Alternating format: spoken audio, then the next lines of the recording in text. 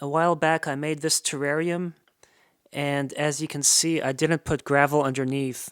While most people tell you you need to have some sort of drainage, I don't find that necessary. I find that collecting water at the bottom of the terrarium will result in it being too humid, and if it's humid and the humidity sticks on the glass, you can't really enjoy your plants. So I just use a little bit of dirt, and I try not to overwater, and it works out great. And this one, I may want to do a little bit of tidying up in here and some extra pruning, but it it's been a successful terrarium so far. And I actually have pruned some of the plants in here, and I'm going to use them into the other terrarium along with a few other plants that I recently purchased. Okay, so here is the jar I'm going to use for making the terrarium. And I bought this jar used, and it had nice white film on the inside, so I had to clean that off, and I used a little bit of CLR. It did the trick. Before that, I tried some acetone, some vinegar, but it wasn't coming off easily. And then let me show you. It had this, I guess it still has it, and it's pretty filthy. Fortunately, it's not fully dry rotted, so I'm going to keep that as opposed to just throwing it out, just because I like to keep things as complete as I can. And I just cut a piece of craft foam. I used black instead of white or any other color, and made my own gasket. So this way I can have a nice seal so that the moisture inside the terrarium doesn't escape too readily, so I don't have to keep watering it as frequently. I mean, that's one of the nice things about terrariums. If you forget to water plants, you might as well try a terrarium.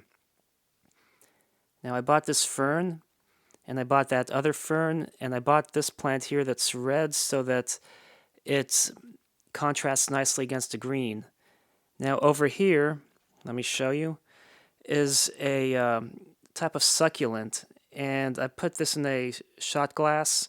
If you're going to do a terrarium, use either something tropical or succulents, but don't use like both kinds in case you overwater these. They can easily die, so you want to have those as a drier type of terrarium. And this pot here had this other pot inside, and I bought it with a succulent, and the succulent died.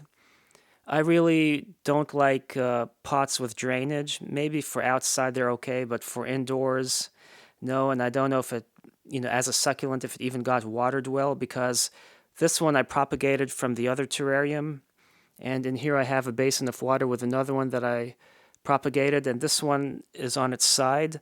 So what's nice is you have some roots starting to grow, and you have a couple stems, and maybe another one will form here, and you can easily cause it to create a nice thicket somewhere. And because it's taller, I'm going to put it in the background of the terrarium.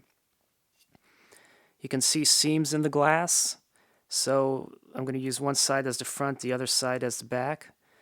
And anyway, so I stuck this plant in here, but still, the way this pot was set up, it wasn't surviving very well. This pot, it's glazed on the inside and no drainage hole, which is the way I like them. If a pot is not glazed on the inside, then salts from the clays can seep in and contaminate the soil and poison your plant. And with a drainage hole, you don't give it enough water because it all seeps out, especially like in a tiny pot. You know it's going to dry out pretty fast, so you don't have to worry about overwatering as readily as you would if it was a larger pot, which would take longer to dry out if you overwater.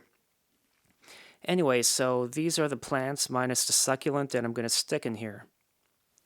Okay, so I went ahead and put 3 of those plants in here just so I can see how it will look. I plan to have the ferns in the midground and the red plant in the foreground and then those things in the background, but I think since this one is bigger, I might use that as a centerpiece and have these ferns in the foreground and then let these stem plants grow in the background.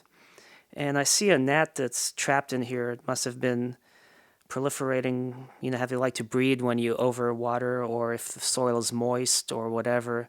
They like to breed in the soil and you can have like gnats. So the nice thing about a terrarium is you contain them from spreading all over your place. Okay, so you can see the gnats over here. It got out after I removed them, and I'm going to go ahead and get this fern in here. And you want to take the whole soil and just stick it in there for now. And then we'll take the other fern, and if you press down from the back and gradually, slowly just pull on here. You don't want to pull too tight. If you have to pull too tight like I just did, keep trying. Okay, there we go. So now we got it. I'm making a mess on my paper that I have this on anyway. Okay, so then we'll have this here, and let's shake the extra soil off there.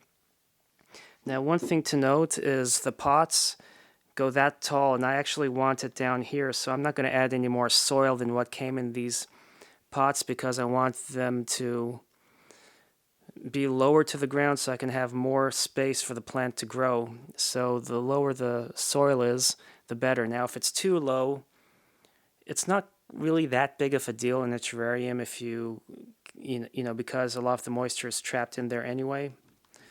So then this plant, I need to be very careful as I stick it in there. There's careful for you. The soil was actually more brittle because, like I said, there was another plant in here, and then I stuck that in with a couple others, and they didn't survive because that soil wasn't very good for the succulent that was in there. But I have this one here that I'm going to also now stick in the back. Okay, and then where is that? We're going to have that stand up. And that reminds me, I forgot to bring my tongs with me. I have some tongs for placing them in here. So let me do this. I'm going to stick the other one in there, and then I'll get the tongs. Oops. So remember, push at the bottom, and then it comes right out, or is supposed to come right out. And do I want this growing in or growing out? Whoa!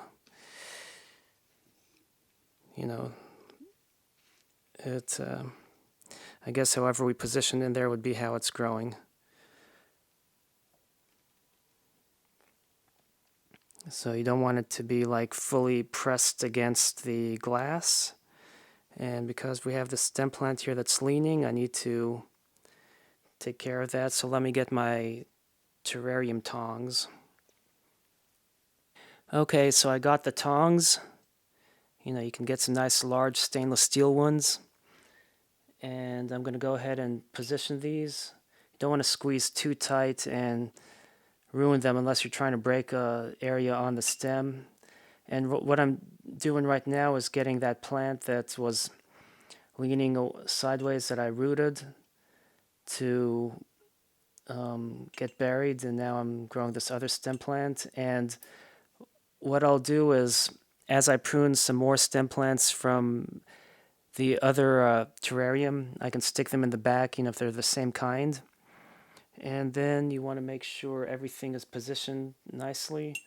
This fern, let me spread out the dirt, and this way I can help also push it a little closer in so it's not constantly against the glass. And this red plant actually gets humongous, but they told me when I bought it that it takes forever to grow, so I'm hoping it will maintain its size for some years.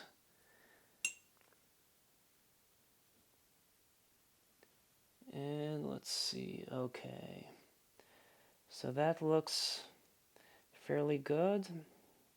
You want to get the soil situated and try to avoid getting it on the glass like I did in the back. And you can clean off this dirt.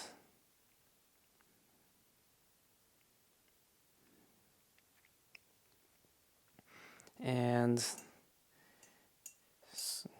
help move that dirt that's on the glass down. And if there's a teeny tiny amount, not a big deal. As humidity picks them up, they'll gravitate to the bottom eventually.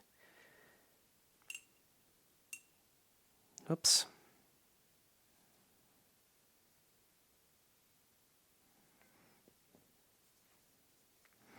Okay, so then you can put the lid and enjoy it. Of course, I'll need to water it a little bit just to make sure it's going to be happy. And there you go. That is how you can make a simple terrarium the easy way without mixing different substrates, etc., to the soil.